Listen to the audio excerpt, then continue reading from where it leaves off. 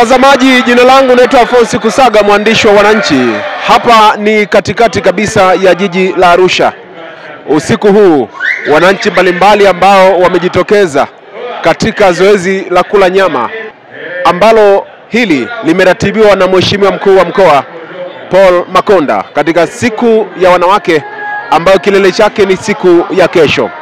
Lakini katika maadhimisho haya siku ya wanawake, watu mbalimbali wamefurahia kile ambacho kimefanyika, na kikubwa zaidi ambacho amekizungumza Mheshimiwa Paul Makonda usiku huu, amesema kwamba watu watakula nyama wote, na ziko nyama za tofauti tofauti za wanyama tofauti, zikiwemo nyama pori pia ziko katika eneo hili, na maelfu ya watu wamejitokeza, na baadhi ya barabara za katikati ya mji wa Arusha zimefungwa usiku huu ili watu waweze kuadhimisha kuelekea siku ya wanawake kesho, ambapo mgeni rasmi ni Rais wa Jamhuri ya Muungano wa Tanzania Mheshimiwa Samia Suluhu Hassan. Na mambo matatu tu ya kuwakumbusha ili twende tukale nyama, turejee nyumbani salama, tuwahi saa 12 kwenye uwanja wetu kwa ajili ya kumlaki Daktari Samia Suluhu Hassan.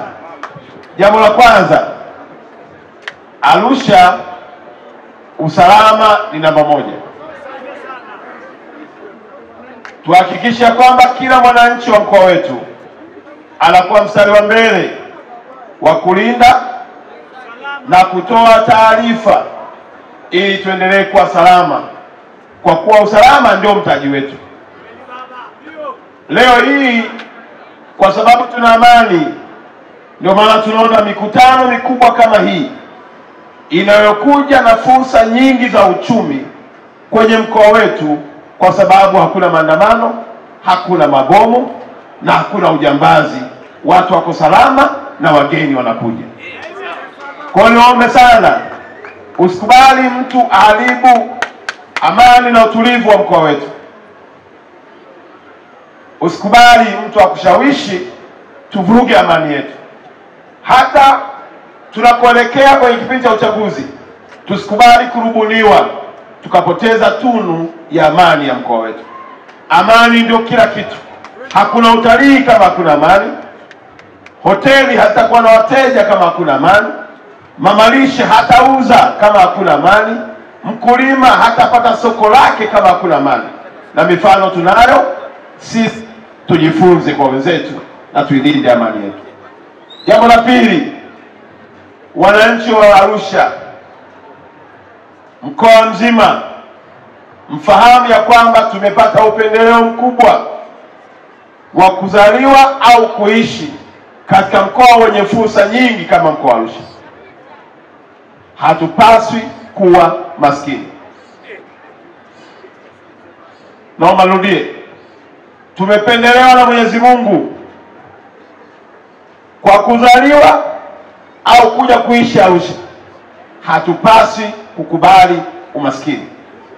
Ni mkoa wenye fursa nyingi sana, ambapo wewe hapo ulipo kama kijana mwenzangu, ukishindwa kuwa driver, una uwezo wa kuopti kuwa fundi garage. Ukishindwa kuwa fundi garage, una uwezo wa kuamua kuwa mkulima wa pilipili hoho.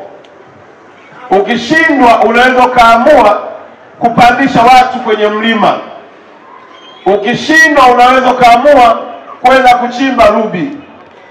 Ukishindwa, unaweza kaamua kuwa mfugaji. Ukishindwa, unaweza kaamua kuwa mjenzi. Kwa lugha nyepesi ni kwamba mkoa wetu umezungukwa na kila aina ya fursa. Niwaombe, kama ambavyo sisi tulivyo wajanja kuliko mkoa wote ule, ujanja wetu tuelekeze kwenye kujenga na kupigana kutafuta uchumi. Nitamsapoti kila kijana mwenye ndoto ya kutafuta pesa.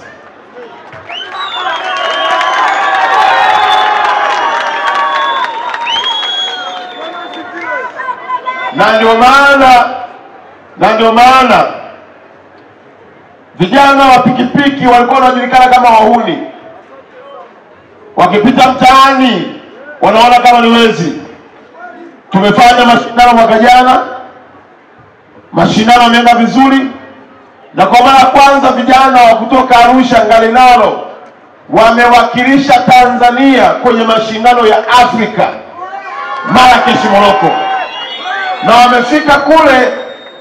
Katika nchi zote za Afrika tumechukua nafasi ya 4, na ni kwa mara ya kwanza kwenye historia ya taifa letu. Na juzi wakaenda kushindana mashindano ya Afrika Mashariki wakachukua nafasi ya 2. Vijana wa Arusha waliokuwa wanaonekana wahuni, lakini kipaji chao serikali tunakishika mkono na sasa dunia tu. Jana ameona mambo ya magari. Tunataka vijana wanaocheza na matairi, tutamshika mkono kila kijana. Na leo nawaambieni vijana hawa waliochoma leo hizi nyama kwa kutumia nishati safi wamefanya jambo kubwa sana, na nimewaelekeza wakuu wangu wa wilaya wanitafutie vijana wote wanaochoma nyama katika mkoa mzima. Tutawanunulia majiko ya nishati safi kama haya ili wafanye biashara zao. Tunataka kila kijana wa Arusha tumtengenezee mazingira ya kutengeneza pesa. Arusha hatuna muda wa kupoteza, hatuna muda wa siasa. Tunataka nini? Mwambie mwenzangu, tunataka nini? Tunataka nini? Tunataka nini Arusha? Haya maokoto Daktari Samia akatengeneza mazingira tayari. Kazi yangu mimi na wakuu wangu wa wilaya ni kutambua kila nafasi iliyopo na kuwapatia wananchi wa mkoa wa Arusha wapige hatua. Jambo la mwisho, kesho tuna jambo letu. Kwanza niulize, mpaka kule mwisho, wangapi wanampenda Makonda?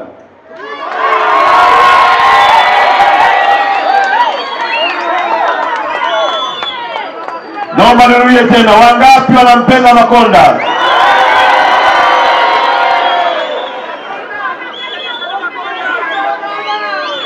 Huo upendo mlionao kwangu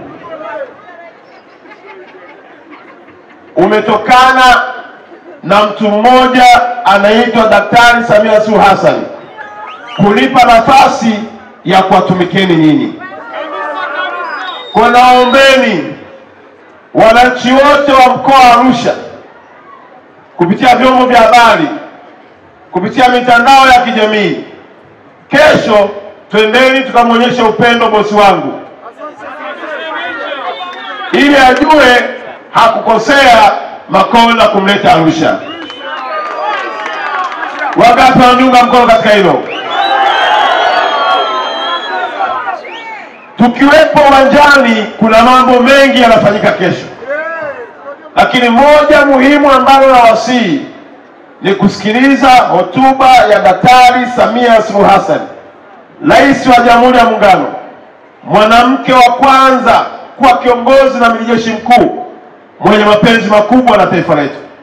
Rais angelikuwa hataki haya mambo yote nisingefanya. Wewe fikiria, nilimtafuta kaka yangu Doto Biteko, nikamwambia nishati safi Arusha tunaitaka, kwa sisi tunaongoza kwa kuchoma nyama, na nikamwambia nyama ya Arusha haina mahusiano na ile nyama anayofundisha Dr. Janabi. Sisi tunakula nyama tangu tumezaliwa. Mimi Masai bana, nyama ni maisha yetu. Kwa hiyo nikamwambia tunataka tuchome nyama kwa kutumia nishati. Mheshimiwa Waziri wa Nishati na Naibu Waziri Mkuu akasema hiyo ni ajenda namba 1 Daktari Samia Suluhu Hassan, lazima tuifanye. Ndio katuletea majiko haya, majiko mazuri, yana gharama kubwa, lakini wizara ikasema peleka Arusha. Na sasa vijana wetu, mchana nimepita pale na wauliza, mkichoma nyama kupitia majiko kuna tofauti na ule mkaa? Wameniambia kuna tofauti nyingi sana. Mojawapo, majiko haya ya nishati safi yanaleta usalama mkubwa kwenye upande wa afya zao kuliko hata wangetumia mkaa. Pigeni makofi waziri wetu. Lakini pia akasema hawa vijana wenyewe wakaniambia majiko haya pia mkaa tunaotumia ni mchache, kwa sababu kuna mkaa wake tunaotumia ni mchache kuliko tungetumia ule mkaa wa kuni. Kwa hiyo kuna usalama, gharama yake ni ndogo, muda wa kutumia ule mkaa huu ni bora zaidi kuliko ule mwingine, lakini kubwa kuliko wanajenga uchumi wao.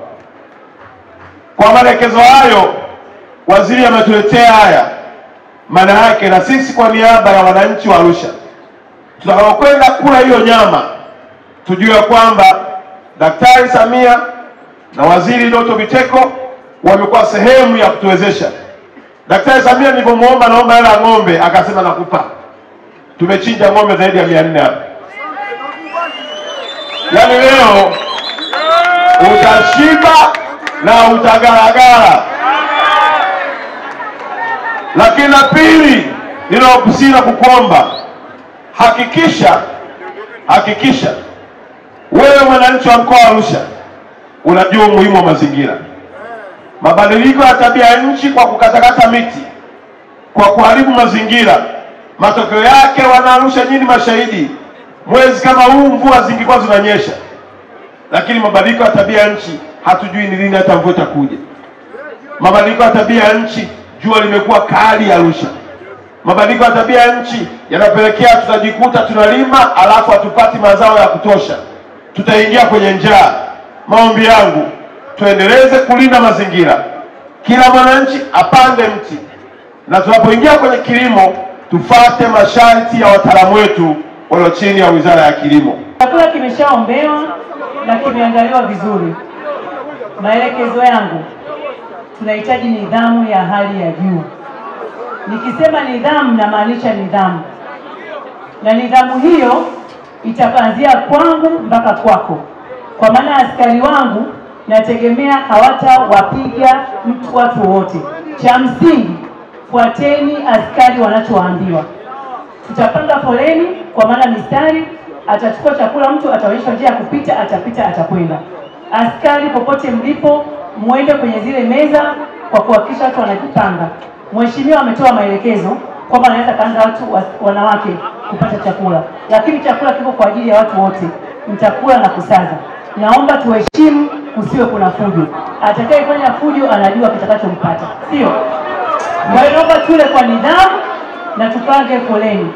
Pale katikati tunapoangalia karibia na mnara pale, watakwenda viongozi wote waliopo hapa, lakini kwenye hizi meza zingine za pembeni tutakwenda watu kulingana na sehemu tulizokuwepo.